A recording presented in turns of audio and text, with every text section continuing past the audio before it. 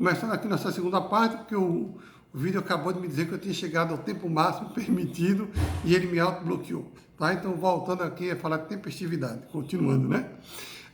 Então, quando a parte pratica o ato processual dentro do prazo estabelecido em lei, o ato é tempestivo. No caso do recurso, o recurso é tempestivo. Tá? Então, disse tempestivo, o recurso protocolado, interposto, apresentado dentro do prazo estabelecido em lei. Se a parte perder o prazo, ou seja, praticar o ato após o limite máximo permitido pela legislação, aí esse recurso é chamado de recurso intempestivo, ok? Quando a parte pratica um ato fora do prazo fixado na lei, ele é intempestivo, repetindo, tá? E quando ela pratica o ato antes do prazo começar? Ué, Zeca, como assim antes do prazo começar? Gostei da pergunta, sinal que estava em casa, estudando, pesquisando e trouxe a questão para a gente trabalhar, tá? Ora, a gente tem que separar algumas situações que são distintas. O momento que o ato processual ocorre e o momento que o prazo começa a fluir são coisas distintas. Se o oficial de justiça chegar hoje na sua casa, ele entrega uma citação, você foi citado hoje. Neste é o momento em que o ato processual ocorreu. A citação se deu hoje. Porém, o prazo para apresentação da defesa vai depender das regras que o Código estabelece. Vou pegar, por exemplo, uma, tá? O prazo em regra, como é de 15 dias para contestar, tá? Ou para recorrer, no caso você foi intimado de uma sentença ou de uma interlocutória, tá? Ele começa da juntada aos autos do AR, quando a intimação é feita por aviso de recebimento, devidamente cumprido, do mandado de intimação juntado pelo oficial de justiça. Então, quando o juiz manda intimar alguém ou citar alguém por oficial de justiça, é quando o oficial de justiça devolve. Então, se eu fui citado hoje, mas o oficial de justiça devolveu o mandado hoje, tá? Hoje, aspas, começa a contar o prazo. Se ele juntar amanhã, amanhã é que começa a contar o prazo. Ok? Então, uma coisa é quando o ato ocorre, outra coisa é quando se começa a contar o prazo. Ele ocorre num dia, pode começar a contar no outro. Pode começar no mesmo dia, se foi juntado no processo no mesmo dia o documento. Tranquilo? Beleza? Tá? E a terceira informação é que a forma de contar é diferente dessas situações que a gente falou agora. Tá? É uma terceira regrinha. Vamos imaginar um caso prático. Eu fui citado hoje pela manhã, eu fui intimado hoje pela manhã. Então, se o mandado for oficial de justiça, se o mandado for juntado hoje se inicia o prazo para recursar o prazo de defesa. Tranquilo? Essa é a regra geral. Beleza. Imagine que o oficial de justiça, às 11h40 da noite, escaneou o mandado e juntou no processo na casa dele pelo sistema PJE. Então ele juntou às 11h40 da noite do mesmo dia. O que é que diz o código? O ato foi praticado hoje, mas o primeiro dia, com uma contagem, começa quando for juntado. Ele foi juntado hoje, às 11h40 da noite. Como é que eu ia saber isso? Então, para evitar isso, para evitar situações dessas que você teria discussões mil, o código criou uma outra regrinha, que é como se conta o prazo. O prazo ocorreu hoje e ele começa a contar da juntada do documento, do AR, do mandato e tal, no processo, tá? Só que, na contagem dos 15 dias, você exclui o dia do início, que seria hoje, já que o mandado foi juntado hoje às 11h40 da noite, tá? E inclui o dia do final. Na prática, 15 dias são 16, a partir da juntada, tá? Então, são 16, é o 16º dia, não corrido, antigamente era corrido, era mais fácil para contar, mas não para a vida do advogado. A parte ganha um dia a mais em relação à juntada, para que não seja injusto. Quando o oficial de justiça junta às 8 da manhã, supostamente a parte tem o dia inteiro para ir no fórum olhar ou olhar no PJE. Mas quando ele junta às 11h40 da noite, a parte não vai ficar monitorando de madrugada, né, a altas horas, se for ou não juntado. Então, para evitar essa discussão, o Código estabeleceu a data do ato é uma, a data de início é a data em regra da juntada, é outra, e a data da contagem, o primeiro dia de contagem do prazo, é o primeiro dia útil subsequente à da juntada, tá? Do ofício do AR, do mandado oficial de justiça devidamente cumprido. Tranquilo? Tá? Então, nós temos 3 situações distintas. E podemos complicar isso um pouquinho? Podemos sim, um pouquinho mais. Tá? Vamos dar um exemplo prático. Imagine que o juiz marca uma audiência para proferir sentença. Tá? Ok? Isso é importantíssimo. Está aqui no Código. Artigo 1003, parágrafo 3º. Tá?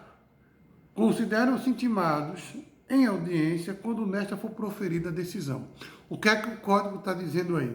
Que o juiz pode marcar uma audiência para proferir sentença ou para proferir uma decisão. Tá? Quando ele faz isso, ele intima as partes da audiência, naquela data ele junta a sentença dele. Tá? E naquele momento as partes estão intimadas, tendo comparecido ou não. Tá? Estando presente ou não. Por quê? Porque ele na sessão anterior, no momento processual anterior, ele intimou as partes de forma válida que a sentença seria proferida numa audiência no dia tal. E naquela data, isso é muito comum no juizado, é o momento que se considera proferido, publicada a sentença. Tá? Zeca, e se ele proferiu antes? Imagina que ele marcou para dar uma sentença no dia 10 de julho e proferiu ela em maio. Até quando eu posso recorrer? Ela está proferida no dia 10 de julho, mesmo ele tendo dado ela em maio. Seu prazo começará no primeiro dia útil subsequente ao 10 de julho, porque diz o Código que você é intimado na audiência. Ali mesmo você está ciente, ali mesmo é juntada da sentença na audiência, seu dia começa o primeiro dia útil subsequente, porque exclui-se o dia do início, que era o dia da audiência. Tá? Então, o seu prazo recursal será o primeiro dia útil após a data da audiência. Tranquilo? Porque o juiz marcou uma audiência para isso. Isso é muito comum em juizado e na Justiça do Trabalho, em que o juiz marca uma data da audiência. Por quê? Porque ao fazer isso, ele não tem mais que intimar a parte da decisão dele. Ele só tem um compromisso de dar a decisão naquela data. Tá? E aí ele não fará, porque se ele não conseguir entregar a prestação jurisdicional naquela data marcada, ele vai ter que agora sim intimar as partes da sua decisão. Certo? Então, praticado dentro do prazo, o recurso é tempestivo. Praticado fora do prazo, ele é intempestivo. E aí, para saber se é tempestivo ou não, temos as várias regras de contagem de prazo que a gente aprendeu em processo civil 1 e a gente vai trabalhar nisso na prova. E a terceira situação que pode acontecer é quando ele é praticado antes do recurso. Tá? Vou voltar ao caso que eu trabalhei agora. O juiz marcou a audiência a sentença para proferir a apelação no dia 10 de julho. Deu em maio, deu início de junho. Tá? Ele estava com pouco serviço, conseguiu agilizar as atividades dele. Ele proferiu logo essa sentença. A parte, tomando ciência, não quer esperar 10 de julho. Ela, ou porque o advogado não sabe, errou, ou porque não quer correr esse risco, ele prepara logo o recurso e protocola. Tá? Ele prepara logo o recurso e interpõe. Lembrando, ao fazer isso, aplica-se o princípio da consumação. Ele não pode depois corrigir, modificar o conteúdo do recurso, os argumentos jurídicos, porque ele teria um prazo que só começaria em julho. Quem foi agoniado, quem foi antecipado, quem foi precoce foi ele. Tá? Então ele não pode reclamar de uma decisão que foi totalmente dele. Certo? Vai sofrer a consequência disso aí. Tá? Então, ao praticar esse ato, antes sequer que o prazo tenha começado, esse recurso é chamado de recurso a destempo, fora do tempo, porque o tempo sequer existia no sentido de início, meio e fim, tá? Ou prematuro, certo? Ou ele é um recurso a destempo ou é um recurso prematuro, é a nomenclatura doutrinária, tá? O que importa é que antes do novo código, este recurso era tratado como se fosse intempestivo, porque a parte não tinha nenhum prazo e ela ingressou dentro do prazo. Quando o prazo começava a fluir, lá em julho, e ele escoava até a data marcada pela lei como marco final, a parte não tinha, neste período de prazo, apresentado nenhum recurso, ela apresentou antes. Então, o judiciário entendia que a parte não tinha recorrido. Então, recorrer antecipadamente era uma loucura, era um quase suicídio que podia causar um prejuízo à parte. Tranquilo? O Código Novo acabou com esse formalismo exacerbado. Se o recurso é uma vontade da parte, a parte manifestou a vontade de recorrer, prepara todos os requisitos, inclusive antes do próprio prazo ser começado, está mais que evidente que a parte quer impugnar, quer modificar, quer discutir aquela decisão. Então, estão preenchidos todos os requisitos do Conselho de Recurso. Tá? Era um formalismo exacerbado que existia. E o Código Novo acabou com isso. Ele botou lá no parágrafo 4 do artigo 218 que o recurso praticado antes do início da contagem do prazo considera-se tempestivo, e é importante. Ele, aspas, não é tempestivo. Se ele considera-se, se ele equivale a algo que é tempestivo, é porque não é tempestivo. Eu não posso dizer que ele é tempestivo, por quê? Qual é o conceito de tempestividade? É quando eu pratico o ato dentro do prazo. Ora, se o prazo não existia, porque ele sequer começou, ele sequer teve origem, eu não posso dizer que o prazo existia. Então, ele não é tempestivo. Ele é considerado o equivalente a tempestivo.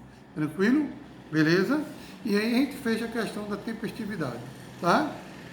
E o próximo e último requisito dos pressupostos gerais é o preparo. Tá? O que são ou o que é o que são preparo, tá? É uma discussão bem interessante. O preparo é a despesa que a parte tem para recorrer, tá? Então, a despesa que a gente tem com a máquina judiciária para recorrer é denominada, é chamada de preparo. E aí, detalhe, é a despesa com a justiça. Não é o dinheiro que você vai pagar ao advogado. Sucumbência, desculpa, honorário não é preparo, tá? Despesa para recorrer com o advogado não é preparo, tá? Preparo é a despesa que você tem com a justiça, certo? Então, para você recorrer, você tem que pagar um valor, você tem que pagar uma taxa judiciária para poder exercer o seu direito de recurso. Apelação tem um valor, agravo tem outro, recurso especial tem outro, recurso extraordinário tem outro, tá? Embargo infringente no STJ, TCF tem outro. Então, cada recurso tem um valor. E esse valor que você paga compõe o preparo. Tá? E por que eu estou dizendo que compõe o preparo, não que é o preparo? Porque você pode ter alguns valores, tá, para recorrer. Vou dar um caso bem prático. No processo físico, eu tenho a despesa para recorrer e tenho o porte de remessa e de retorno, que é o valor que se paga para que o processo seja encaminhado da comarca para o tribunal. Imagine que você mora em Petrolina, Caruaru, tá? Ou Goiânia, Palmares, e vai recorrer para o Tribunal de Justiça de Pernambuco. Então, os autos serão encaminhados da apelação de lá para cá. Como eles serão encaminhados num SEDEX especial, numa lote especial de correio, porque o processo é físico, tá? E esse custo de remessa e de retorno do processo físico, a parte tem que pagar. Tem uma tabelinha de despesa. Tá? Então, o preparo vai incluir a taxa judiciária que você paga para recorrer, com a despesa de correios para encaminhar a remessa e o retorno no processo físico. No processo eletrônico, como não existe este encaminhamento e essa devolução dos autos físicos, não existe porte de remessa e porte de retorno. Tá? Ok? E para os tribunais superiores, quem vai recorrer para Brasília, quem vai recorrer, né, para os tribunais superiores, na justiça estadual, tá? A TJPE tem uma taxa judiciária de admissibilidade de recurso. Veja que interessante. Você vai recorrer para Brasília no recurso especial, no recurso extraordinário. Você vai pagar a taxa do STJ e do STF para recorrer. Se for físico, vai pagar o porte de remessa e o porte de retorno, segunda despesa. E pelo recurso protocolado aqui no tribunal para ser encaminhado para Brasília, tá? Caso ele seja admitido, você vai pagar uma taxa estadual, certo? Para exame da admissibilidade recursal. Então você vai emitir uma guia de GRU lá no site federal, tá? Para poder pagar a despesa taxa federal. Vai emitir porte de remessa de retorno lá no site do tribunal, tá? Para encaminhamento de processo for físico, e no site do tribunal, do TJ, vai emitir uma guia estadual para poder encaminhar ou não aquele recurso. Tá? Então, você pagar até 3 boletos ou 3 despesas, você vai ter compondo ou incluindo o que a gente chama de preparo, as despesas para recorrer. Tá? Isso eu estou falando de processo físico. Se o processo é eletrônico, você vai ter as duas, a taxa de Brasília e a taxa do TJ. Tá? Se eu estiver falando de uma apelação, eu só vou ter a taxa para o TJ, certo? Não vou ter a taxa para recorrer do TJ, certo? Então, cada processo, cada caso vai depender, vai dizer a quantidade, como a gente vai, a quantidade e o que a gente vai pagar de despesa para poder recorrer. Tranquilo? Vamos voltar. Pré-pago é a despesa que eu pago para recorrer, certo? Pode ser composto de uma, duas ou até 3 taxas, 3 valores. Bem tranquilo isso aí, certo? Segunda questãozinha, tá? Todo mundo paga preparo? Não. Aquelas pessoas que têm a gratuidade da justiça deferida, seja no primeiro grau, ou até mesmo você pode pedir a gratuidade no recurso, tá? Vou falar disso daqui a pouco. Ministério Público, Fazenda Pública, autarquias, fundações e, por serem beneficiários da justiça gratuita, quem está assistido pela Defensoria, todas essas pessoas não pagam preparo. Portanto, não pagam a taxa para recorrer, não pagam porte de remessa e de retorno dos processos físicos, nem pagam a taxa do TJ para encaminhamento dos processos em Brasília. Tá? Então, essas são as pessoas que têm isenção, as pessoas que não pagam para recorrer. Tranquilo? Vamos repetir. Todo mundo paga para recorrer? Não. Beneficiário da justiça gratuita não paga. E aqui, atento, você pode ser beneficiário da justiça gratuita desde o início do processo, ou você pode ter, no início do processo, pago as custas, iniciada a demanda e recolher os valores. No curso do processo, perdeu o emprego, teve uma fatalidade, uma coronavírus, como está na moda, e você ficou impossibilitado de pagar a despesa recursal, de você pagar o preparo. Tá? Aí você interpõe o recurso e levanta o preliminar e pede a gratuidade da justiça. Depois que protocolar, vai lá despachar com o juiz, mostrando a ele o que é que mudou. Obviamente, não é só pedir, não é só dizer, né? Nós temos sempre que comprovar aquilo que nós falamos. É uma máxima jurídica. Dissere et non probare et non dissere. Dizer e não provar é a mesma coisa que não ter dito nada. Então, tudo que você diz, você vai ter que provar. Né? Dizer, disser et non disser, dizer e não dizer, tá? Ok? Desculpe. Disser et non probare et non disser, tá? Dizer e não provar é não dizer. Então, o que você diz, se você não consegue provar, é a mesma coisa que não ter dito nada, tá? Vai ser mais fiel à literalidade da expressão.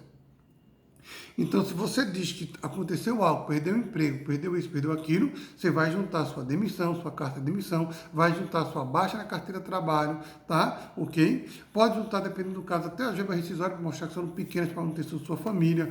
Se você tem filhos, mulheres juntos, certidão de nascimento, certidão de casamento, comprove a sua situação. Não só diga, estou desempregado, eu acredito em você, cadê o documento que prova? Ah, eu nunca trabalhei, então você nunca esteve empregado, portanto não pode estar desempregado. Tá? Então, dizer, juntou, comprovou, tá ok, vai despachar com o juiz, ele vai lhe deferir com 99,9% de certeza a gratuidade, que você provou o que está dizendo, vai admitir o seu recurso e vai encaminhar para o tribunal, ou o próprio tribunal, se o recurso já é lá protocolado, vai receber e vai deferir o que você está querendo. Tranquilo, pessoal? Bem sem estresse, tá? A segunda questão é, tá? Todo processo está sujeito ao preparo? Veja que a pergunta aí já mudou. Antes eu perguntei se todas as partes tinham que pagar o preparo. Agora eu estou dizendo se o preparo incide, se o preparo é aplicável a todos os processos, independentemente de quem é parte. Tá? A gente já viu que o preparo ele é aplicado a todos os processos, ou seja, todo processo terá preparo. Poderá acontecer que uma parte do processo não pague o preparo porque é dispensada, porque é isenta. Entenderam a questão do raciocínio? Não confunda. O processo tem uma despesa para recorrer, que é o preparo, com a parte tem uma isenção naquela despesa. Ela não paga aquela despesa. Tá? É diferente. Quando eu digo que todo processo tem preparo, todo processo vai ter despesa para recorrer. Porém, nem todo processo vai ter o porte de remessa e o porte de retorno. certo? O porte de remessa e o porte de retorno é uma taxa, uma despesa que hoje só existe, só incide sobre os processos físicos. Se o processo não é físico, ele é eletrônico, independentemente da parte ser rico ou ser pobre, tá? Não vai existir porte de remessa e porte de retorno. Tranquilo? Bem tranquilo nessa questão, tá? Zeca, e como é que eu... Tá ok, vou recorrer, tenho que pagar o preparo. Beleza, tá pago. E aí? E aí chegamos na primeira questão. Em que momento eu tenho que pagar o preparo? O código diz lá, no artigo 1007, que no momento da interposição do recurso, a parte deverá comprovar o pagamento do preparo. Ou seja, quando eu entrar com o meu recurso, eu já anexo a ele o comprovante de que o preparo foi pago. Tá? Então, na hora que eu recorro, o preparo já está pago. Eu junto o preparo com o recurso que eu estou ofertando. Tranquilo? Aí nós temos aí algumas situações. A parte pode ter preenchido, porque mais uma vez o cálculo do preparo das custas dessa despesa, o preenchimento dessas guias é uma obrigação da parte, traduzindo do seu advogado. Tá? Então o advogado pode ter preenchido o preparo de forma correta, preenchido as guias de forma correta e ter pago o valor correto. Tranquilo. Preparo perfeito, tudo ok, tudo certinho, vamos bailar. Tá? Segue o processo, segue o baile. Tá? A parte pode ter feito o preparo, preencheu as guias, pagou e esqueceu de juntar. E aí? Tá? E aí o código diz, aí começam nossas brigas. Tá? O código diz, 1007, sim.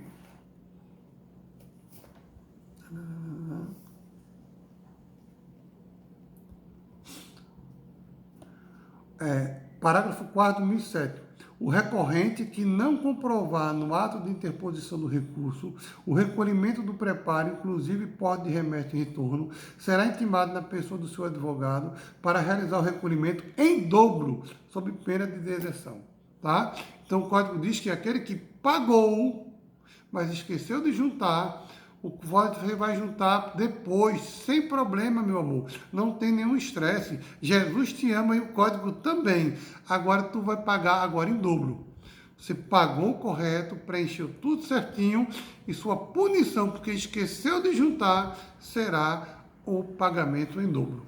Obviamente, aí vai ter que ter um bom senso, tá? Imagina que você deu entrada na pensão do recurso às 10h20, tá? No PJE. Você viu 3 minutos depois que você tinha esquecido de juntar a guia de custo, a guia de preparo, despesas recursais. Você faz uma petição e mostra ao juiz que estava pago, esqueceu de juntar 2, 3 minutinhos e junta. É bastante provável que neste caso o bom senso vai imperar e ele vai acatar e não vai aplicar a pena de dobra, tá? Por quê? Porque foi instantes depois. Mas se no dia seguinte você, eita, poxa, eu esqueci ontem de juntar, você vai e junta, aí infelizmente, meu querido, meu amor, paixão da minha vida, com grande probabilidade, 99,99%, ele vai aplicar a você a pena do dobro, a pena da dobra.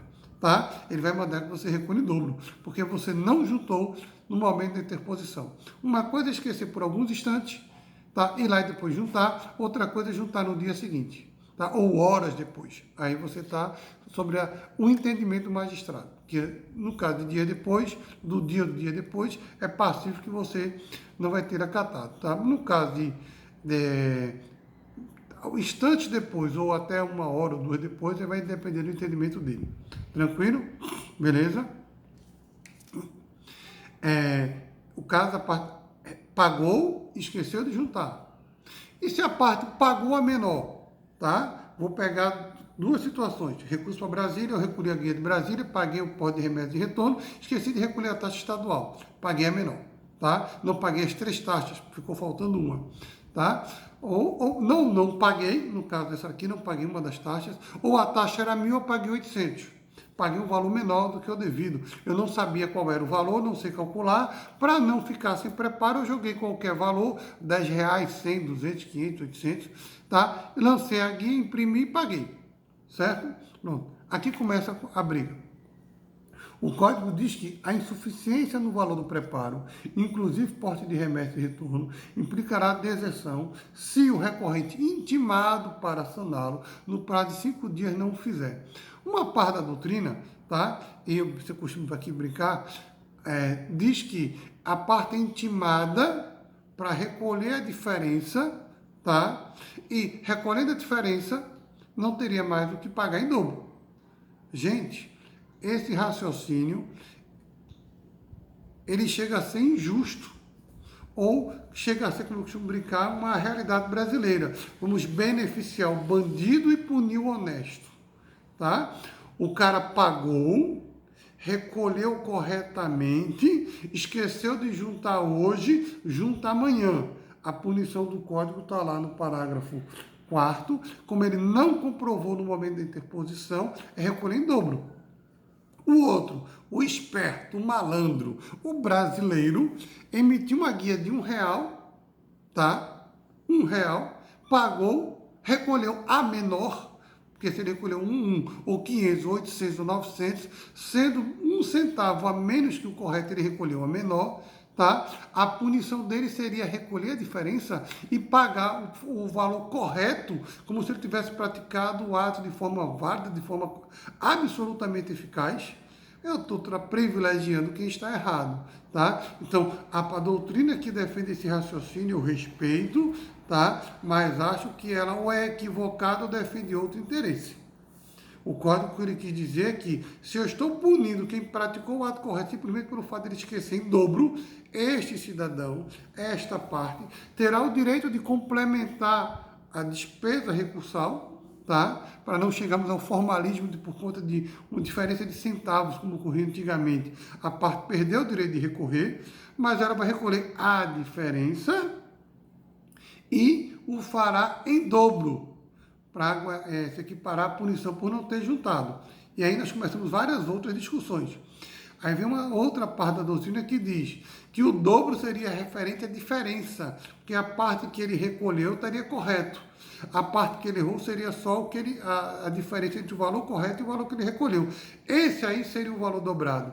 Mais uma vez, esse raciocínio é um raciocínio à la brasileira, porque a parte que pagou corretamente, pagou tudo certinho, só porque não juntou, vai pagar o dobro sobre tudo, porque ele não teria que pagar o dobro sobre tudo. Só para ser justo e isonômico, o dobro tem que ser sobre o valor total, correto e devido do preparo, e não sobre o que ele deixou de pagar. Tá? Ok? Certo? E uma outra parte da doutrina ainda tem uma terceira interpretação, que seria quando a parte recolher é menor e esse valor for insignificante, for aviltante, for ofensivo, for muito baixo, tá? Aí ela teria punição de recolher em dobro. Quando ela tiver quase chegado no valor correto, era R$1.000, ele botou 900, botou 850, chega a dizer 70% do valor correto do preparo, a parte não deveria ser punida com o recolhimento em dobro. Mais uma vez, é o mesmo problema dos raciocínios anteriores. Eu estou privilegiando quem errou, protegendo quem está errado e punindo com o dobro quem agiu corretamente e pagou o valor certo só porque esqueceu de juntar. Tá? A jurisprudência ainda vai se consolidar qual dos raciocínios está correto, cada um defende o seu, tá? O meu é que, independentemente da situação, tá? Errou, a punição para todo mundo é o dobro. Pagou a menor, recolhe a diferença e paga o dobro sobre tudo. Pagou, esqueceu de juntar, vai recolher em dobro, tá? Ok? Não pagou, vai ser intimado para comprovar o recolhimento, vai ver que esqueceu de pagar, vai recolher em dobro. Tá? Então, todo mundo que for punido vai recolher em dobro. Tranquilo? Aí o tratamento isonômico para todo mundo. Tá? A minha questão que fica é se a parte junta o comprovante de pagamento momentos após ter protocolado o recurso, se ela deve ou não ser punida. Eu acho que minutos, 20 minutos, 1 hora, dependendo da situação concreta, tá? Desde que não vire o dia, vamos dizer assim, é possível você trabalhar com a possibilidade de não aplicar a pena do dobro. Tranquilo? Ok. Deixa eu ver. E quando a parte, tá, não paga o preparo, tá? ela é intimada para complementar, para apresentar em dobro, complementar com a pena de dobro, tudo bonitinho, e mesmo assim ela não apresenta, não complementa o preparo, tá? Ok? Ou pior, ela apresenta, mas esquece que era em dobro, né? Então ela apresentou errado. Neste caso, o código não dá uma terceira chamada. Tá? Esqueceu de juntar, juntou errado, o juiz mandou complementar com o dobro, a parte errou, só complementou normal. Nesse caso, ela infelizmente vai sofrer a consequência. Qual é a consequência? O seu recurso será considerado deserto. Então vem a pergunta: o que é deserção? Deserção é a punição aplicada ao recurso que é protocolado sem o devido preparo. E perceba, ele aí tem que ter sido protocolado tempestivamente. Ele tem que ter sido protocolado dentro do prazo. Tá? Então, se o ato foi praticado fora do prazo, ele vai ser intempestivo. E se ele for praticado dentro do prazo com preparo errado, ele vai ser deserto. Ele pode ser intempestivo e deserto. Não, Zé, pode não. Porque na hora que ele é praticado fora do prazo, ele é intempestivo. Lembre-se que o deserto, se tiver alguma falha no preparo, o desembargador teria que dar um prazo, ou o juiz, teria que dar um prazo para a parte sanar o vício, complementar a despesa recursal com a pena do dobro, e aí ele iria admitir o recurso. Mas como há a intempestividade primeiro, neste caso, o desembargador, o magistrado, sequer pode dar a possibilidade da parte emendar. Então, sempre que houver intempestividade, a decisão será pela intempestividade do recurso, e ele diz que fica prejudicado o exame do preparo. Tá? Ele não pode examinar a discussão se o preparo foi correto ou não, porque sequer o recurso era tempestivo. A intempestividade vai prevalecer sobre a discussão do preparo. Tranquilo? Não tendo sido feito o preparo, ou tendo sido feito ele sem a dobra, quando o juiz mandou complementar, quando ele mandou emendar, tá? Neste caso, o juiz vai aplicar a pena de deserção. Tá?